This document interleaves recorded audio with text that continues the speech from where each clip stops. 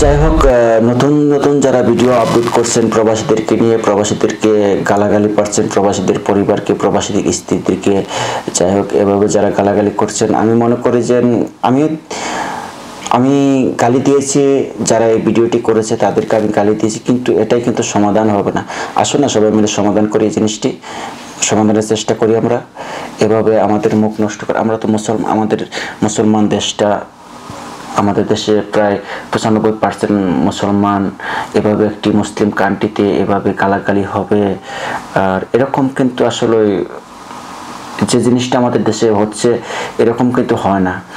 আর বিশেষ করে যারা এই প্রবাসীদেরকে নিয়ে বাজে কথা বলছেন তাদেরকে আমি বলছি যে জিনিসটি এই প্রবাসীদেরকে, আমি একজন প্রবাসী, শুধু প্রবাসী না, আমি কথাটি আপনাদের পক্ষ থেকে বলছি, আমাদের সকলের দায়িত্ব যে এই প্রবাসীদের সম্মান করা উচিত, কারণ এরা আমাদের দেশের গর্ব, আমাদের দেশের সম্পদ, আর সবচেয়ে বড় কথা হলো এরা তো আমাদের দেশেরই সন্তান।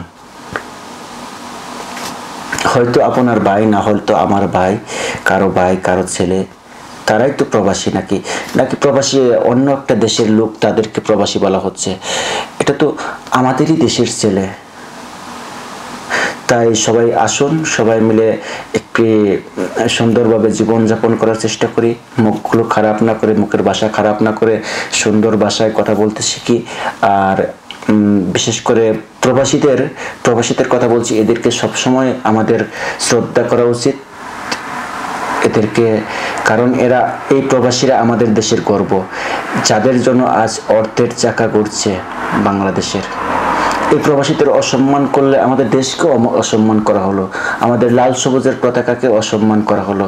তাই আসুন না সবাই মিলে